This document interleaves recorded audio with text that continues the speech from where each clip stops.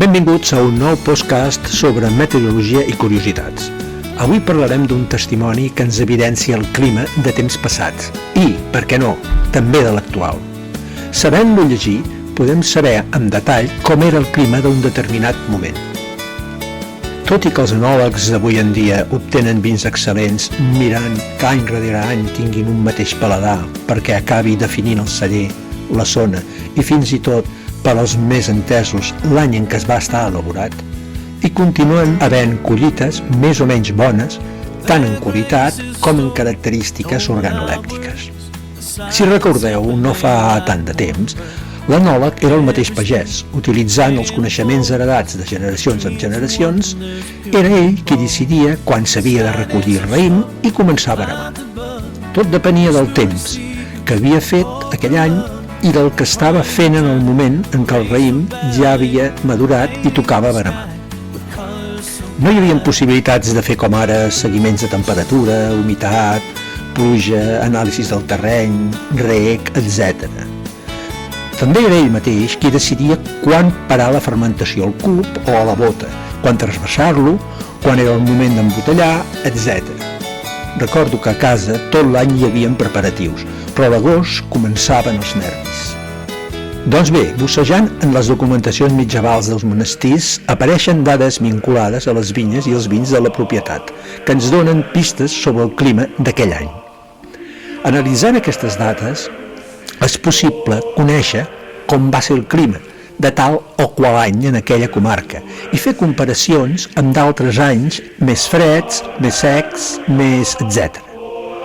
Així, per exemple, fent servir els testimonis escrits dels monestirs de la Borgonya, que es remunten a l'any 1370, es pot saber el que es va veremar en un determinat any, quantitats de raïm recollit i de vi elaborat, notes de tast, bo, dolent o pitjor, preu de venda i guanys.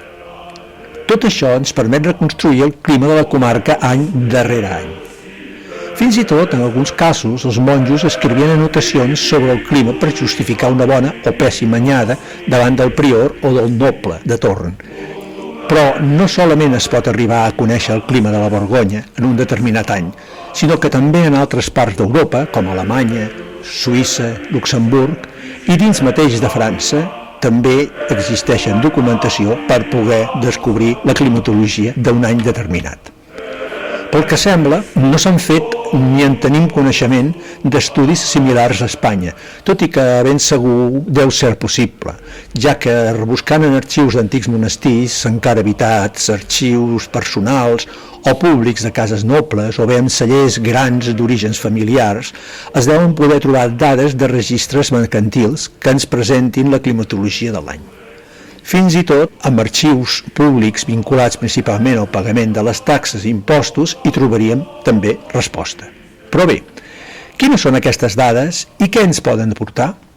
Doncs bé, per exemple, l'època d'inici de verema aporta dades del mes en què es va produir. Així, una verema adelantada ens indica un estiu molt calorós i, si és molt tardana, un estiu excessivament fred. Un any de pluges excessives, pedregades o inundacions ens vindrà evidenciat per veremes de poca quantitat de raïm. Les notes de tast, el preu del vi i els guanys també ens seran una bona orientació. Un any amb una nota de tast baixa, preus baixos i pocs guanys, correspondria a un any amb un estiu excessivament fred i plujós. Si tenim en compte que a l'època, i fins no fa massa, el bon vi era el que tenia més grau d'alcohol, aquest tenia que respondre a un raïm que havia tingut d'oportunitat d'emmagatzemar molt sucre durant el seu procés de maduració, circumstància que es donava quan la verema havia estat primerenca, degut principalment a que l'any havia estat calorós i la pluja havia arribat a temps. El vi ens està dient que aquell any va ser un dels més calorosos i humits d'aquell període. Com sabeu, a Europa i als altres continents es produí en el passat l'anomenada petita edat de gel, que a Europa començà sobre el 1100 i es mantingué fins ben entrat al segle XVIII. La península ibèrica va començar un xic més tard. De fet, en futurs podcasts en parlarem. Doncs bé, per saber quins anys van ser els més freds, com de més freds i plujosos eren, i fins i tot A on va arribar el gel?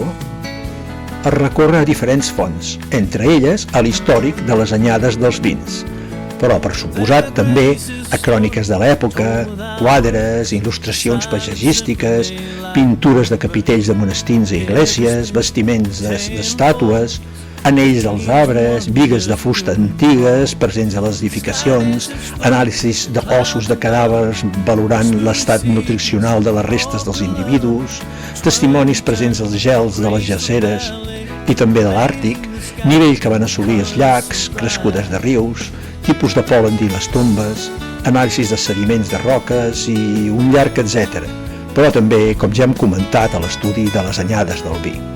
El vi no deixa de ser un curiós testimoni del clima de l'època. I no us perdeu el proper podcast, que ben segur serà molt interessant. Fins aviat!